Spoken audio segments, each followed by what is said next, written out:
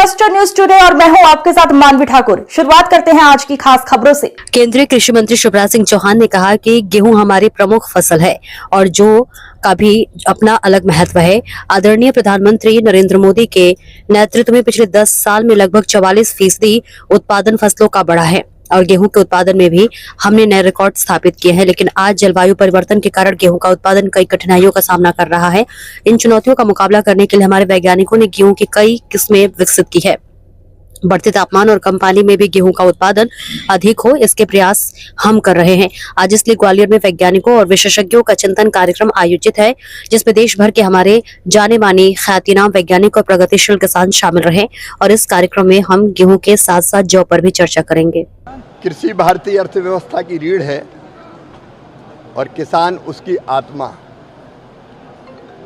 किसानों की सेवा हमारे लिए भगवान की पूजा है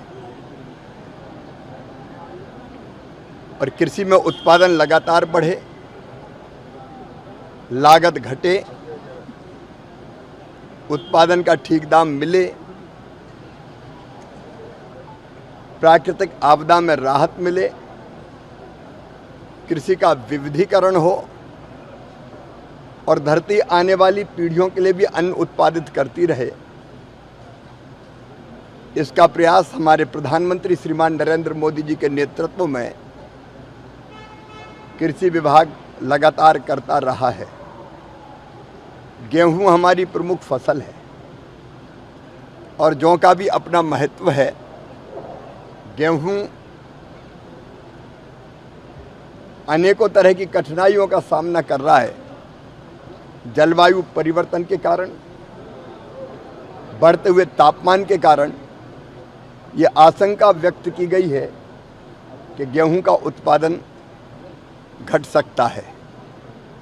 एक ज़माना वो था तब हम अमेरिका से PL 480 लाल गेहूं आयात करके खाते थे। लेकिन आज मैं अपने किसानों को धन्यवाद दूंगा, वैज्ञानिकों को प्रणाम करूंगा, विशेषकर हमारे प्रधानमंत्री मोदी जी के नेतृत्व में पिछले 10 साल में लगभग 44% उत्पादन फसलों का बढ़ा है और गेहूं के उत्पादन में भी हमने नए रिकॉर्ड स्थापित किए हैं। लेकिन आने वाले समय जो चुनौतियां हमारे सामने हैं, उन चुनौतियों का मुकाबला करते हुए हम ऐसी किस्मों का विकास करें कि जिससे गेहूं का उत्पादन घटे ना, लगातार बढ़ता जाए। हमने गेहूं की कई नई किस्में हमारे वैज्ञानिकों ने विकसित की है। उनमें बायो फोर्टिफाइड फसलें भी है जो पोषण के लिए बहुत उपयुक्त है। ग्लूटीन की मात्रा कैसे गेहूं में कम हो, इसका भी हम प्रयत्न कर रहे हैं। बढ़ते तापमान और कम पानी में भी कैसे गेहूं के उत्पादन को और हम बढ़ा पाएँ, इसकी कोशिश भी हम कर रहे हैं।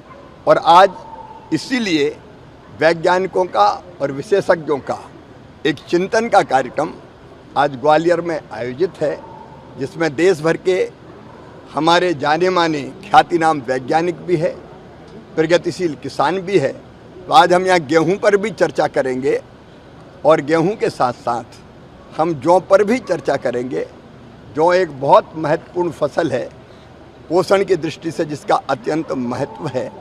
मित्रों, हमारे रबी के पूरे प्लान को करने के लिए 2 फसलों का चक्र मुख्यतः है, खरीफ का और रबी का। तो रबी में हम कैसे फसलों का बेहतर उत्पादन करें, इसके लिए रबी कॉन्फ्रेंस 14 और 15 सितंबर को हमने दिल्ली में बुलाई है। राज्य सरकारों के कृषि मंत्री और सारे अधिकारी, विशेषज्ञ और केंद्र सरकार के सारे अधिकारी, वैज्ञानिक, विशेषज्ञ सब उन पर विचार करेंगे। और फिर एक बार जो लैब में शोध होता है, रिसर्च और अनुसंधान होता है, उसको हम सीधे लैंड तक लेके जाएं, किसानों तक लेके जाएं। इसके लिए पहले विकसित कृषि संकल्प अभियान हमने खरीफ की फसल के लिए भी चलाया था। अब रबी की फसल के लिए भी 3 अक्टूबर से विकसित कृषि संकल्प अभियान प्रारंभ होगा, उसकी तैयारी भी हम कर रहे हैं। आज मेरा सौभाग्य है कि इस गालव ऋषि की पवित्र धरा पर आज गेहूं और जौ पर विचार मंथन हो रहा है। धन्यवाद।